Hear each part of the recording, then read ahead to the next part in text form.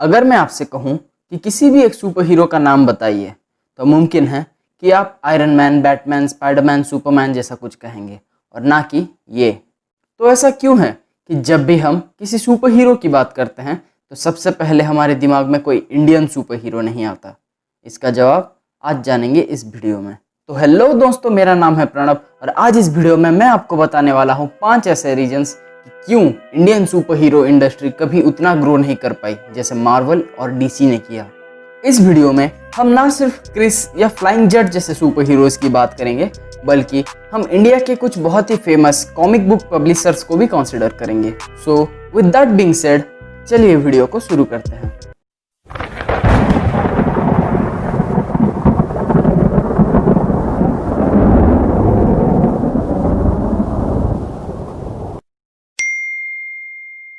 देखो यार, इस बात से तो आप भी सहमत होंगे कि competition helps us to grow.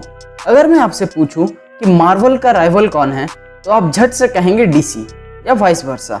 But अगर मैं आपसे पूछूं कि Indian super hero comic publisher जैसे कि राज कॉमिक का राइवल कौन है तो मुमकिन है कि आपके पास कोई जवाब नहीं होगा। और यही हमारा फर्स्ट पॉइंट भी है, क्योंकि मार्वल और डीसी हमेशा एक दूसरे से कॉम्पीट करते रहते हैं, इसीलिए उन पर एक कांस्टेंट प्रेशर भी रहता है इम्प्रूवमेंट का। As a result of this constant pressure and competition हम फैंस को मिले हैं Iron Man, Batman, Spiderman, Superman जैसे कुछ लेजेंडरी कैरेक्टर्स और सीक्रेट इन्वेजन और इनजस्टिस जैसे कुछ बहुत ही गजब के स्टोरी लाइन्स। हाँ, ये बात भी सच है कि इस कंपटीशन ने कभी कभी गलत मोड़ भी लिया है, जिसके एग्जाम्पल्स है मार्वल और डीसी में मिलने वाले कुछ सिमिलर कैरेक्टर्स। अगर आपको इन कॉपीकैट कैरेक्टर्स के बारे में ज़्यादा जानना है तो डिस्क्रिप्शन में दिए गए पहले लिंक पर क्लिक कीजिए। अब अपने पॉइंट की बात करें तो जहां एक तरफ मार्वल और डीसी जैसी कंपनीज एक दूसरे से कॉम्पीट करते करते इतनी बड़ी कंपनीज बन गई, वहीं दूसरी तरफ इंडियन सुपर हीरो पब्लिकेशंस के कोई कंपटीशन नहीं थे, जिसकी वजह से वो कभी उतना ज़्यादा ग्रो नहीं कर पाए। अपने पिछले पॉइंट में हमने डिस्कस किया कि कैसे कंपटीशन की कमी के कारण इंडियन कॉमिक पब्लिशर्स कभी ग्रो नहीं कर पाए। बट इस पॉइंट में हम डिस्कस करेंगे कि कैसे जब उन्हें फाइनली कोई कंपटीशन मिल गया फिर भी उन्होंने गड़बड़ कर दी। तो बात है 1970s की, जब इंडिया में कॉमिक बुक मार्केट बहुत तेजी से ग्रो कर रहा था और इसी चक्कर में कई फॉरेन सेलर्स भी इंडिया में अपनी कॉमिक्स को सेल करना शुरू कर दिए थे। अब क्योंकि फॉरेन पब्लिशर्स के सुपर हीरोज जैसे कि फैंटम पहले से ही बहुत फेमस थे, इसलिए जब उनकी कॉमिक्स इंडिया में लॉन्च हुई तब वो धड़ाधड़ बिकनी शुरू हो गई। अब इससे इंडियन पब्लिशर्स डर गए, उन्हें समझ में नहीं आया कि क्या करना है और इसी चक्कर में उन्होंने अपनी सबसे बड़ी गलती कर दी। वजह अपने कैरेक्टर्स और स्टोरीज पर ध्यान देने के इंडियन पब्लिशर्स ने क्वांटिटी ऑफ रिलीज पर ज़्यादा ध्यान दिया। जहां पहले महीने में उनकी एक कॉमिक्स आती थी, अब इसके बाद हफ्ते में एक आनी शुरू हो गई थी। बट क्योंकि उन्होंने स्टोरीज की क्वालिटी पर ज़्यादा ध्यान नहीं दिया, इसलिए लोगों को उनकी कॉमिक्स पसंद आनी धीरे धीरे बंद हो गई और मजबूरन उन्हें अपना कॉमिक बंद करना पड़ा। अब देखो, मार्वल, डीसी या कोई भी बड़े कॉमिक ब्रांड के सक्सेसफुल होने के पीछे एक बहुत बड़ा रीजन होता है उनके यूनिवर्स का। अब जो लोग ये नहीं जानते कि यूनिवर्स क्या होता है तो उन्हें मैं बता दूं कि एक सुपर हीरो का यूनिवर्स तब बनता है जब एक ही पब्लिशर्स के अलग अलग कैरेक्टर्स एक ही यूनिवर्स में एग्जिस्ट करते हो और कभी कभी एक साथ मिलकर लड़ते हुए भी दिख जाएं। फॉर एग्जाम्पल, अगर हम MCU की ही बात करें तो आपने पहले आयरन मैन मूवी देखी, फिर कैप्टन अमेरिका मूवी देखी और उसके बाद थॉर की मूवी देखी और उसके बाद आई एवेंजर्स की मूवी, जिसमें हमने इन तीनों ही कैरेक्टर को एक साथ मिलकर लड़ते हुए देखा, जो कि ये प्रूफ करता है कि ये तीनों ही कैरेक्टर एक साथ एक ही यूनिवर्स में एग्जिस्ट करते हैं और यही एक सुपर हीरो यूनिवर्स कहलाता है। यही सेम केस डीसी के साथ भी है, उनका भी अपना यूनिवर्स है जहां सुपरमैन, बैटमैन, वंडर वुमन जैसे कैरेक्टर्स एग्जिस्ट करते हैं। बट अगर हम इंडिया की बात करें तो हमें आज तक कभी इंडियन सुपर हीरोज का एक यूनिवर्स दिखाया नहीं गया। क्रिस, फ्लाइंग जेट, शक्तिमान ये सब सुपर हीरोज तो हैं, दुनिया को बचाते हैं, बट एक साथ एक ही यूनिवर्स में एग्जिस्ट नहीं करते। क्रिस का अलग यूनिवर्स है, शक्तिमान का अलग यूनिवर्स है और फ्लाइंग जेट का एक अलग ही यूनिवर्स है।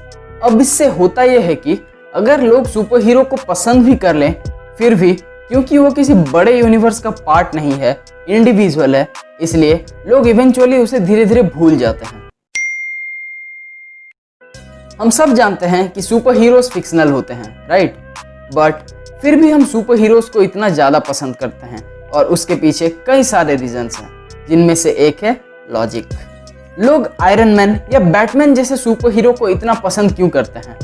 क्योंकि कहीं ना कहीं उन्हें लगता है कि वो बनना पॉसिबल है, आज नहीं बट फ्यूचर में कभी। इवन सुपरमैन जैसा कंप्लीटली इलॉजिकल कैरेक्टर भी हमें पसंद आता है। क्यों? क्योंकि उसे इस तरह दिखाया गया है कि वो एक एलियन है, और क्योंकि हम में से किसी ने कभी एलियन नहीं देखा है, इसलिए हम कह सकते हैं कि हो सकता है सुपरमैन भी पॉसिबल हो। वहीं दूसरी तरफ अगर हम इंडियन सुपर हीरोज की बात करें तो एक दो सुपर हीरोज को छोड़कर बाकी सारे सुपर हीरोज हमें इलॉजिकल लगते हैं। अब इसका एग्जाम्पल मैं आपको नहीं दूंगा, जाइए और फ्लाइंग जेट मूवी देख लीजिए, आपको पता चल जाएगा कि मैं क्या कहने की कोशिश कर रहा हूँ। मार्वल, डीसी और हमारे Indian comic book super heroes में एक सिमिलरिटी है, और वो ये है कि उन सब ने अपनी शुरुआत कॉमिक बुक्स से की थी। बट एक बहुत बड़ा रीजन है कि क्यों मार्वल और डीसी आज तक टिके हुए हैं, जबकि बहुत सारे इंडियन पब्लिकेशंस बंद हो चुकी हैं। और वो रीजन ये है कि क्योंकि मार्वल और डीसी ने टाइम के साथ अपने आप को इवॉल्व किया, वो अपने कैरेक्टर्स को कॉमिक से निकालकर टीवी पे ले आए। दूसरी तरफ Indian comic book super heroes सिर्फ कॉमिक तक ही सीमित रह गए, जिसकी वजह से आज के इस डिजिटल एज में उनका अस्तित्व मिटते जा रहा है। MCU और DCU तो बाद में आए। मार्वल और डीसी ने 1960s और 70s के टाइम से ही अपने कैरेक्टर्स को टीवी में लॉन्च कर दिया था। इनमें से कुछ बहुत ही फेमस टीवी पर लॉन्च हुए कैरेक्टर्स हैं बैटमैन, सुपरमैन, हल्क और कैप्टन अमेरिका। अगर Indian super hero comic publishers ने भी सही समय पर यह ट्रांजिशन कर लिया होता तो आज हमारे पास भी अपना एक खुद का सुपर हीरो ब्रांड होता, मार्वल और डीसी के जैसे। तो ये थे 5 ऐसे रीजंस कि क्यों इंडियन सुपर हीरोज फेल हो गए, जबकि मार्वल और डीसी के सुपर हीरोज इतने सक्सेसफुल हो गए। अगर आपको ये वीडियो पसंद आया तो इसे एक लाइक दे दीजिए, और प्लीज़ गाइस इस वीडियो को ज़्यादा से ज़्यादा शेयर भी कीजिए। मेक श्योर कि आप इस चैनल को सब्सक्राइब भी कर लें, क्योंकि मैं इस पर ऐसे ऑसम वीडियोस लेके आता रहता हूँ। और तो और आप मुझे नीचे कमेंट्स में बताइए कि आपको ये वीडियो कैसा लगा। अब मैं आपसे मिलूंगा अगली वीडियो में, और तब तक के लिए अच्छी मूवीज देखिए, उनसे लेसन सीखिए and be the boring super hero.